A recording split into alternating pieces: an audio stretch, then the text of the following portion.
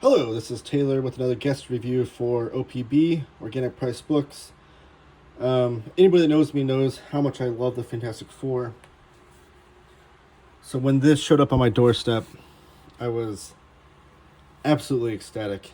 And it's going to be a little bit of a weird camera shot today because I don't have the proper... I don't know, I pulled my camera out as far as I can for this shot. I'm trying to show off this book as best I can, because it is so beautiful. The important thing is the lighting and the picture will be good. But you're probably gonna get some glimpses of my carpet and the outside of my table. But this book is beautiful. This Taschen does these amazing reprints. This is the third book they've released for Marvel. And I'm gonna show you why this is the best way that this material has ever been reprinted. So stay tuned for that. And then I'm gonna do some size comparisons and stuff too. Apologize in advance. There's my cat. If my head gets into the shot at all, or if the camera shakes, it's because this monstrous thing is it's just so big. So first thing you want to know is Taschen has released a Spider-Man book, an Avengers book, and now this Fantastic Four book. This is the third of a series of long reprints. They have I forget what the deal is with Marvel, long-term deal with Marvel to do these. And they are chronological reprints. So the Spider-Man book contains the first 20 issues. Same thing with the Avengers. This contains the first 20 issues, which is issues 1 through 19 plus an annual of Fantastic Four. They come in these beautiful protective boxes. I am going to turn it sideways a bunch on this camera just to show you the size of it. But once I start flipping through it, I'll flip it back around. I just want you to see how gargantuan this thing is. But they come in these beautiful boxes that are protective. So if you're familiar with Organic Price Books, you already know that they package your books with love and care. They're going to get them to you in pristine condition. However, if you're ordering from any website or even, whatever, or Amazon or what have you, you have to have some sort of protection, especially for books this big. So the good thing is it's going to be protected. And plus, no company is perfect, so it doesn't hurt to have a little bit extra protection. But these boxes have these inserts here that hold it tight on the top and on the sides. And you have some artwork on there. So we'll pull this book out and then show you the box a little bit more. These boxes are really cool. I'm not really a box keeper though. I don't know if anybody else is. Feel free to add that into the comments. Which, by the way, while I reassemble this box, give this video a thumbs up, comment below, and tell me what you wish would be reprinted in this format. So even the box has a spine to it that matches the spine of the book, which I'll show you in a second. And the back has the cover to issue 19, and it's all in the just the line work. It's not black and white really because it's on cardboard. But again, these boxes are beautiful. Kind of a cool little added piece. So here is this beautiful book. So these reprints are really breathtaking. It's just amazing to me that these great comics can be presented in such a beautiful format. I am kind of a paper snob and a reprint, recoloring snob, those kinds of things. And this, for my money, is the best way that these comics, these specific comics, or any comics of this age, have been presented. I have a few comparisons I'm going to do for you of how Marvel themselves have printed it, and then Comic Abrams art reprint that came out last year. That's kind of done in a similar style as this. So that is the front cover. Here's the spine. You have Ben Grimm, the greatest Marvel character ever. Right there, it says Marvel on top. And then the years that it collects, and that's a volume number 1, ostensibly. And then Taschen. I say ostensibly because we haven't seen a volume 2 from Taschen yet, so hopefully that'll be on there. And it's got a green spine. The Spider-Man one had a yellow, and the Avengers was red. So interesting that this wasn't blue, but I kind of like it. I mean, it works. And then just like on the box, the back cover is the cover to issue number 19. So let me show you how this collects things, and then what makes it so great, and I'll do some comparisons. Let's do some size comparisons actually first, just to put into perspective things. So, you really, even I've seen these on camera, and I've seen people do comparisons of these on camera, but until you see one in person, you really can't come across to how impressive this thing really is. So, I have in my hand right now the Fantastic Four, the same material omnibus. This actually collects 10 more issues, but the equivalent, Marvel equivalent of this. And just look at how, that's an omnibus. That's how big this Taschen reprint is. You take it down to the thing. Taschen book is like massive, right? Like it's not going to fit on a normal bookshelf. Definitely it's not going to fit in your K-Life shelf. But the presentation's just so stunning that it's worth it, I promise. And then my son has these too, these Mighty Marvel Masterworks. They're like digest size, obviously. And proudly, as a proud father, he's actually reading it. But you can see how it just dwarfs it by comparison. So yeah, that's a size. Let me pop it open and show you this beautiful book. So, try to get my lighting right here so you don't get too much glare. Oh, that won't be too big of a deal because the paper's printed on. So these are the end papers on the front, and then the back end papers are different. Sorry, I'm going to try not to shake the camera too bad there. So you start off with a lot of this line artwork. That's white on this red paper of some of these panels from the first issue. And then the first 5,000 copies are numbered. So this is a number 672 edition. But they're not evergreen, but they do print more after that, I believe, because of the copy of the Spider-Man one I have did not come with one of these. So I know that they've printed more than just 5,000, if you will. And it also comes with a ribbon, which matches the spine, and this one's green. That's beautiful. And you get some more of those line art pages. There's the first image of the first page when Reed Richards shoots off the gun. And then you get some comic book history. So these, not only is this an incredible object, an incredible reprint, but it's also a historical document of a lot of important things. So you get this foreword by Mike Massimino. And then you get these stunning pages. So let me check to make sure that's coming up on camera. Okay. And then you get this awesome introduction by Mark Waid, which if you've read Mark Waid's, well, any of Mark Waid's comics really, but it's specifically his Fantastic Four comic book run, you know how much he loves these characters, and this run in particular. This Jack Kirby, Stan Lee run of Fantastic Four that ran for 102, give or take some more issues, is so impressive. I personally think it's my the best running comics of the big two. So that's how highly I personally regard it. But you get some original art pages, which is great to see on these sides, because this is about the size that they would draw on. So this is about real art size if you get like an artist edition. This is a script. It's noteworthy because there were some issues over who created the Fantastic Four, whether it was Stan Lee or Jack Kirby. And then this script came about, the synopsis that Stan Lee wrote, but people were wondering when it was written.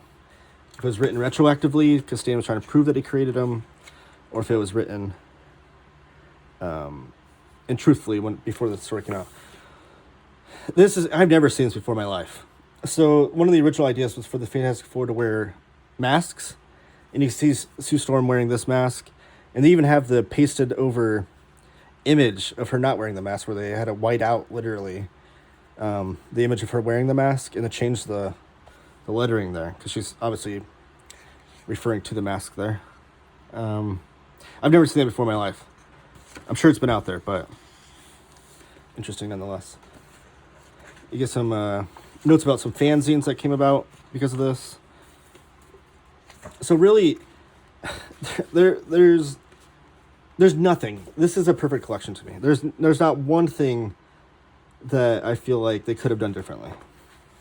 You get original art pages. You get an introduction from somebody that knows what they're talking about. Very long and extensive. You get a foreword by someone that loved the comics. You get original art pages that you can then compare to the actual pages. Just a beautiful, beautiful collection. And then we haven't got to the comics yet. And that's not all, as they say. So we get some more blown up panels, which is always cool. And then some more line art. And then we get to the comics, as you can tell by the page there. So this is where the good stuff comes in. If you're not a snob about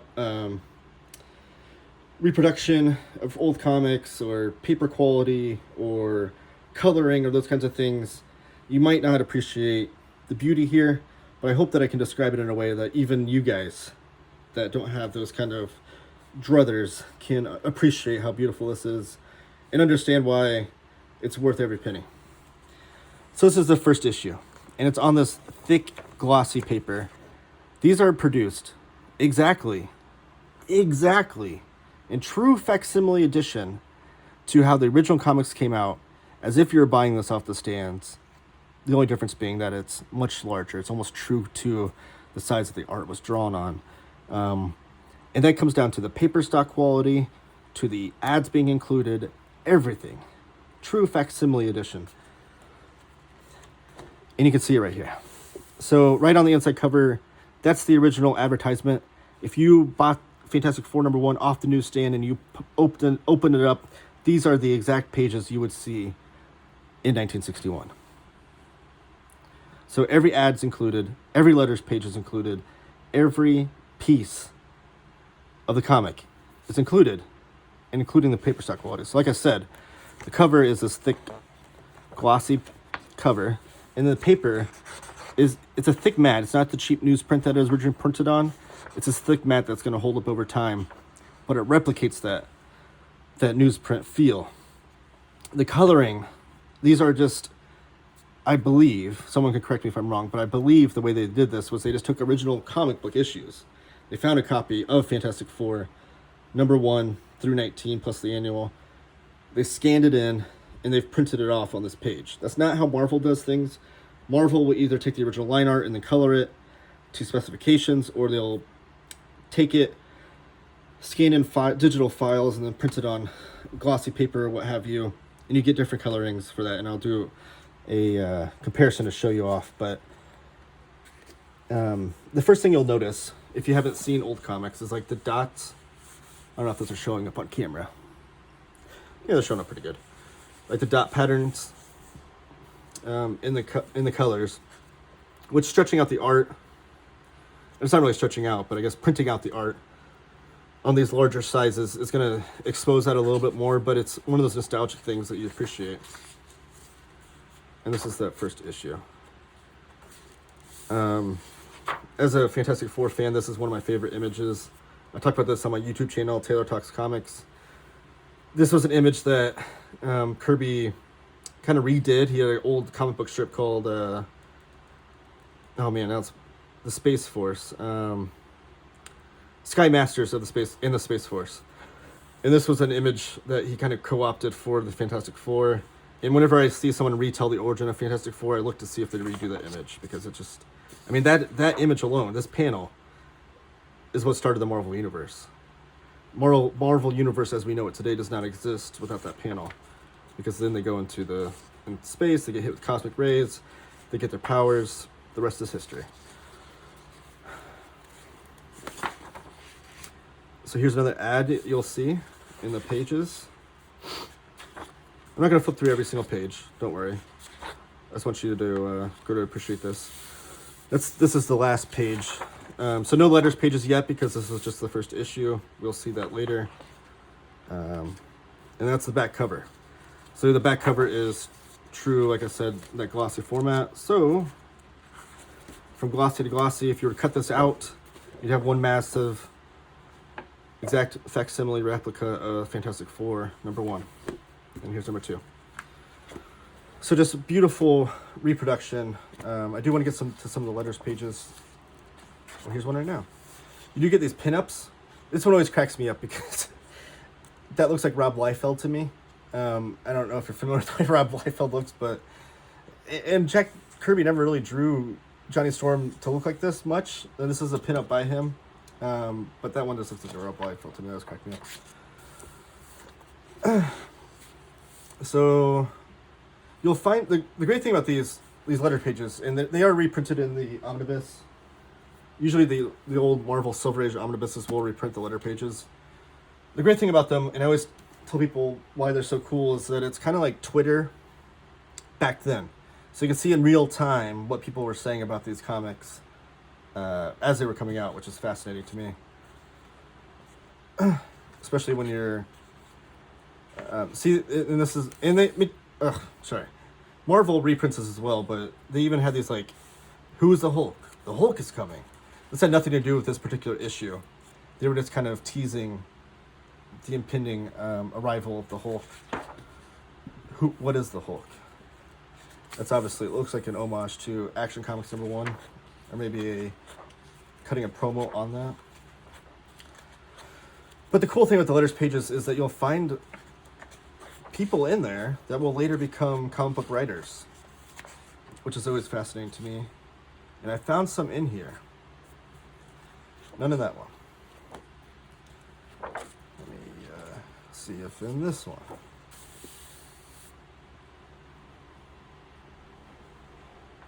Oh, Roy Thomas. There we go.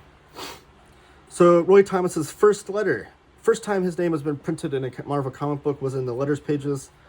He would later become the editor of Marvel. And you'd see George R.R. Martin was a big one. Steve Gerber, I found his name in here. He's one of my favorite writers of all time. So yeah, this prints issues 1 through 19 plus the annual.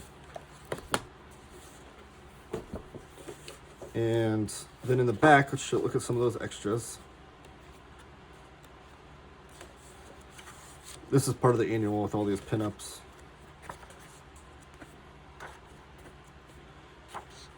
And then there's a advertisement for the next Marvel masterpiece, X-Men, now on sale. And then the history. So you get some more blown up panels there. This one does a storyline credit, which is great because back then, just real quickly, I guess, if you open up this random issue. Comics in general weren't the best at giving credits back then, but Marvel did to a degree. Oh, this one just said Stan Lee and Jack Kirby. It's these later issues that actually credit people based on writer and stuff. There we go. So script, Stan Lee, art, Jack Kirby, inking, Dick Ayers, lettering, Artie Simek. As you can tell, no colorist is credited in those original issues. So the cool thing is this goes back and historically credits everybody. Tells you how many pages each issue is. It gives you a synopsis about the story. Tells you what the cover date, the actual date that it went on sale, the cover price. Who the editor was. Any interesting notes if it's a first appearance of somebody. It does that for every issue. So it's like the history, the extras. Here's the cover of a famous fanzine that started out back then because of the love of Fantastic Four. Here's some biographies of everybody that had anything to do with this book.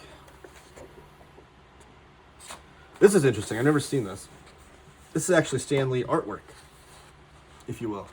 This is on the back of original art page where Stan Lee was trying to work out what he thought the Fantastic Four logo should be. You can see all the different ideas. And then it'd be amazing to have that art page because not only would you have like Jack Kirby original art on one side, you flip it over and you have Stan Lee original art, like maybe even more rare than Jack Kirby original art. Like that's amazing. And that's that book. So let me show you some comparisons. I'm going to go to the first issue because I have that reprinted in so many different formats. Let me find a cool page. Let's see. Why don't I do the one where they go into space and they get their powers? All right. So Marvel and their reprinting style. And again, I'm going to show this to you, and some people are going to say, wow, that's amazing. These Taschen books are the greatest reproductions I've ever seen, just like I am. And some people are going to say, that book's really large, and it's not much of a difference to make me want to go out and buy it.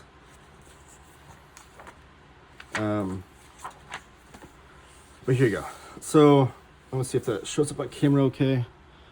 All right. So you can see on the coloring, you can see like the textures and the dot gain of the printing process they had back then on that one. On this side, it's more of like a straight flat color. And then on the space image here, you can see like the textures actually going into space. And again, it's just like a flat color there. The blacks, there's not a ton of difference. It's lighter in color, but there's not like a lot of texture in there. Probably could say how that was done. And then on here, so, and some people tell me like, well, I like the bright color, the bright flat color. But like that to me, like that looks so much more pure of what it's supposed to look like. And then right there, you can see the textures and the dot gain. And then image as well. Let's flip to another issue. Let's see. Trying to find a cool image here to point out. And again, this omnibus that was reprinted last year collects issues 1 through 30 in annual number 1. So you're not going to get the... And this book only includes 1 through 19 in the annual. So this includes 10 or 11 more issues than you would get otherwise. I don't know. Let me see. Oh, trying to find a cool image. Let's go to here. All right, so issue number 6. So we'll do one more comparison.